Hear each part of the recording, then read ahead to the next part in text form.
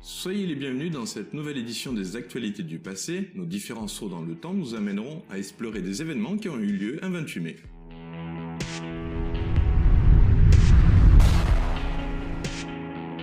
Depuis 1870, la France est en guerre contre la Prusse. Les troupes de Napoléon III sont défaites, il est fait prisonnier et abdique. Le Second Empire est terminé. Un gouvernement provisoire se met en place en 1871, majoritairement composé de républicains. Mais il est partagé entre ceux qui veulent continuer la guerre, Gambetta, ou ceux qui veulent la paix comme Thiers. Des élections sont organisées, les résultats sont clairs. Les Français majoritairement ruraux votent pour la paix. Adolphe Thiers devient le nouveau chef du gouvernement. Mais les habitants de Paris, majoritairement des ouvriers qui ont vécu la famine pendant le siège de Paris et résisté aux attaques prussiennes, veulent continuer la guerre. Pendant le siège de Paris, les habitants s'étaient cotisés pour acheter des canons pour défendre la ville, qui sont entreposés sur la colline de Montmartre. Thiers, se doutant du risque de révolte des Parisiens, veut les récupérer. Mais ces derniers empêchent la troupe du général Lecomte et du général Thomas de s'en emparer. Le 18 mai 1871, les deux généraux sont exécutés. Cet événement marque le début de la Commune. La guerre civile est en marche. Les fédérés de la Commune mettent en place un gouvernement qui édicte des lois.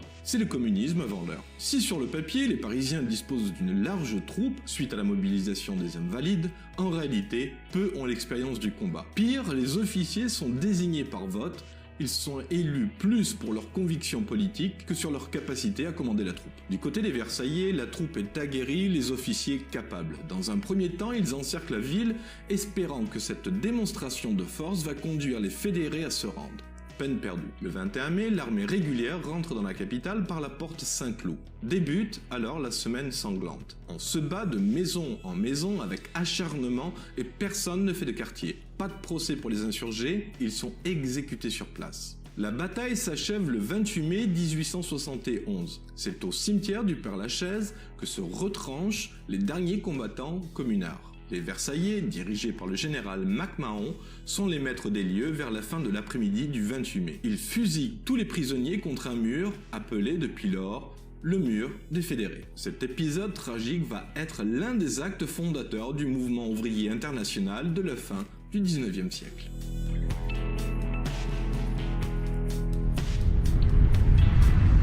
En bref, les autres événements du 28 mai. Kylie Minogue, chanteuse australienne, est née un 28 mai 1968. Rudolph William Louis Giuliani, dit Rudy Giuliani, est né le 28 mai 1944 à New York. C'est une personnalité politique américaine, membre du Parti républicain, maire de New York du 1er janvier 1994 au 31 décembre 2001.